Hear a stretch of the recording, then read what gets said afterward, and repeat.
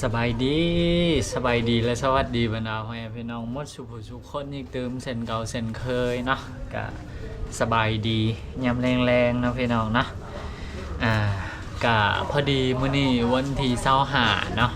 25เดือน5ปี2025เนาะพี่น้องเนาะเลขงามขนาด25เดือน5ปี2025พอดีการเลิกแต่เวียกมาเนาะยามแรงๆจังสี่กะมีเรื่องที่จะมาเล่ามาโอบมาลมชูบรรดาให้พี่น้องฟังคือเก่าคือเดิมเนาะประจำทุกๆเดือน1เดือน1ครั้งนั่นก็คือเรื่องของเงินเดือนของเฮาเนาะก็คือได้ออกเป็นเทียพอยแล้วก็ออกไปตั้งแต่วันที่23เนาะออกตั้งแต่วันหยุดของพวกเฮา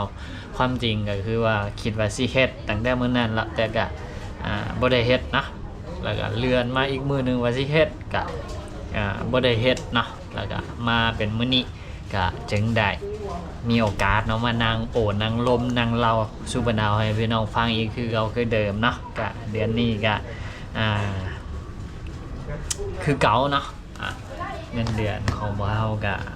ออกเป็นเทียพ้อยเนาะบ่คิดว่ามันสิออกไวปานนี้นะ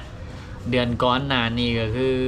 ออกกะถึงวันหยุดของพวกเฮามาเดือนนี้ออกกะถือวันหยุดของพวกเฮาเองเนาะคือเงินเข้าบัญชีเมื่อวันหยุดเลยเดือนก่อนนี่เข้าวันที่25เดือนนี้เข้าวันที่23เนาะไ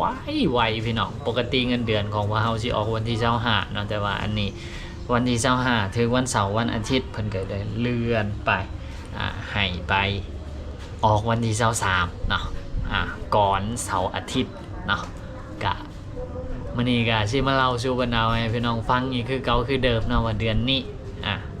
สิ้นเดือนมาเล่าพวกเฮาได้เงินเดือนเท่าใดเนาะผ่านการเฮ็ดเวียกมาตลอดทั้งเดือนเนาะได้เท่าใดก็สิมาบอกมาเล่ามาโอบมาล้มสู่กันฟังในมื้อนี้เนาะสำหรับเดือนนี้เนาะเงินเดือนของเฮาที่ได้เข้าบัญชีของเฮาเนาะก็คืออยู่ประมาณ14,000ถ้วนนะความจริงก็คือได้14,000ปลายนิดนึงนะได้14,000น้อยนึงแต่ก็ตีเป็น14,000ถ้วนเลยนะก็คือได้อยู่14,000ช่วงหลังๆเบาดำก็สิได้อยู่ประมาณนี้นะ13,000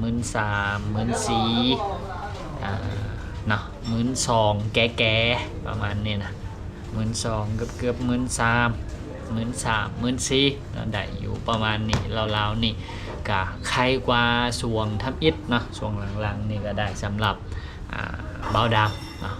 แต่ว่าสาวนี้เพิ่นก็ตั้งแต่ตอนมาทำอิฐจนมาฮอดเดี๋ยวนี้ก็คือเก่าเนาะได้ซ้ำๆเก่าแต่ว่าเบาดำนี่นับตั้งแต่เข้าปี2025มานี่เนาะได้ขึ้นน้อยนึงเพิ่มขึ้นน้อยนึงเริ่มได้เพิ่มขึ้นช่วงท้ายปี2024ต้นปี2025นะเริ่มได้เพิ่มขึ้นแล้วก็บัดนั้นมากะเริ่มได้อยู่ประมาณราวๆนี่แหละ12,000ปลาย12,900 13,000 14,000ปลายนะยังบ่เคยแตะฮอต15,000จากเทื่อกะเดือนที่แล้วเนาะเป็นเดือนที่บ่ดำบอกว่าเป็นเงินเดือนที่สูงที่สุดของบ่ดำที่เคยได้มาก็คือประมาณ14,500เนาะแล้วก็คิดว่าคงจะบ่มีเดือนใดที่สูงกว่าเดือนนั้นแล้วเนาะสำหรับเงินเดือนของบ่ดำนะแล้วก็มาเดือนนี้เนาะเฮ็ดเวียกทั้งหมดก็ประมาณ26มื้อเนาะแล้วก็ได้ OT อีก3มื้อก็ซ้ำๆกับเดือนก่อนหน้านี่เนาะที่ว่าได้ OT ก็คือวัน2แห้งนะได้อยู่3มื้อแล้วก็รวมทั้งหมดทั้งมวลนะเฮาบ่ขาดบ่ลาบ่สายนะเฮ็ดเวียกเต็มทุกมื้อนะรวมทั้งหมดทั้งเดือนก็ได้อยู่ประมาณนี้ละ14,000 บาทเนาะตีเป็นเงินกีบก็ปัจจุบันนี้เนาะ14,000คูณ645นะเป็นเงินกีบก็ประมาณนี้ ประมาณอยู่9 ล้านเนาะ9,30,000ตีเป็นตัวเลขกลมๆกันนะประมาณนี้แต่ว่าพวกเฮาก็มีค่าใช้จ่ายหลายๆสิ่งหลายๆอย่างเนาะอย่างเช่นค่าห้องนี่ก็ปาเข้าไปล้านปลายกว่ากีบแล้วเนาะแล้วก็ค่าอยู่ค่ากินในแต่ละเดือนก็เดือนหนึ่งก็หมดหลายล้านอยู่เนาะสำหรับค่าอยู่ค่ากินคันคิดเป็นเงินกีบนะคือเฉพาะค่าห้องของบ้านเดือนหนึ่งก็ประมาณอยู่ 2,000 แล้วก็รวมค่าอยู่ค่ากินก็เดือนหนึ่งก็น่าสิอยู่ประมาณ 6,000 หา 7,000 เนาะรวมทุกอย่างต่อเดือนนะ 6,000 หา 7,000 บาทนี่ละต่อ1เดือน 7,000 สมมุติเนาะ7,000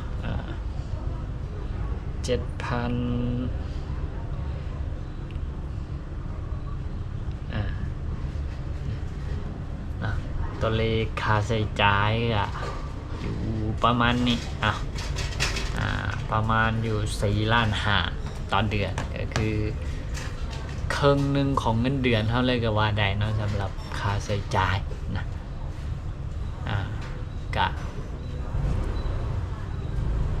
ประมาณนี้นะสำหรับเงินเดือนของเฮาในเดือนนี้ก็เป็นเดือนที่เท่าใดแล้ววะเดือนที่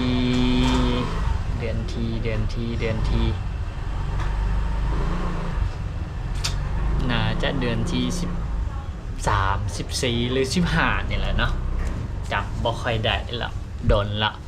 พอเฮามาเดือนมีนาเดือนนี้เดือนพฤษภาน่าจะประมาณเดือนที่14เนาะเดือนที่14ของเราที่ว่ามาเฮ็ดเวียกอยู่ทางฝั่งไทยแล้วก็ได้รับเงินเดือนแบบทุกๆเดือนนะเนาะก็สิอยู่ประมาณนี้สำหรับเงินเดือนก็ตอนนี้แต่ว่ายังบ่ทันได้ส่งให้ลูกเนาะคือหลังจากที่พวกเฮาได้เงินมาเนาะก็ลักๆก็คือนี่แหละค่าน้ำค่าไฟค่าห้องค่าอยู่ค่ากินแล้วก็มีส่งเงินให้ลูกเนาะรายจ่ายของพวกเฮาลักๆนะส่งเงินให้ลูกก็บ่หลายดอกก็ประมาณซ้ำกับค่าห้องของพวกเฮานี่เดือนหนึ่งเนาะประมาณอยู่ 2,000 ส่งให้ลูกกับส่งลายพวกเฮากับบ่มีเงินช่วงหลังๆนี่ลูกสาวก็เริ่มใหญ่แล้วเนาะเริ่มหูปากหูเว้า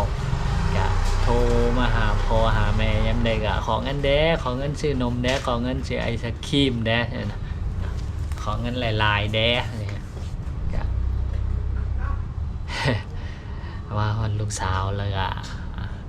เห็นเพิ่นค่อยๆใหญ่ค่อยๆปากค่อยๆเว้าแล้วก็ใจซื่นใจฟูมันเนาะแล้วก็คิดไปคิดมาก็เสียดายที่เฮาบ่ได้เลี้ยงเพิ่นบ่ได้อยู่กับเพิ่นช่วงที่ว่าเพิ่นกำลังเติบโตกำลังเรียนรู้หลายๆสิ่งหลายๆอย่างนะแต่ก็บ่เป็นหยังเนาะอีก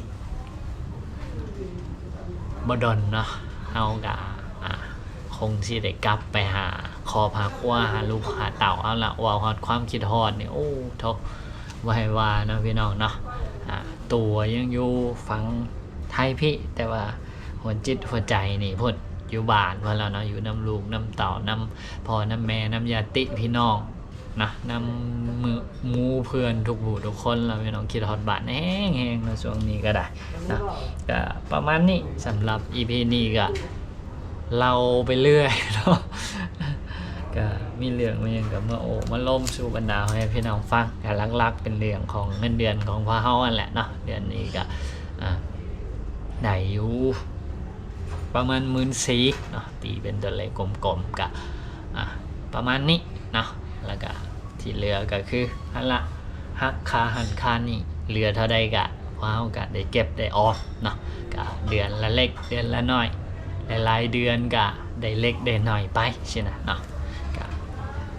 สำหรับ EP นี้ก็มาโอบมาล้มสู่บรรดาให้พี่น้องฟังประมาณนี้เนาะก็ขอขอบใจเนาะนำทางบรรดาให้พี่น้องทุกผู้ทุกคนที่ว่าคอยติดตามให้กำลังใจ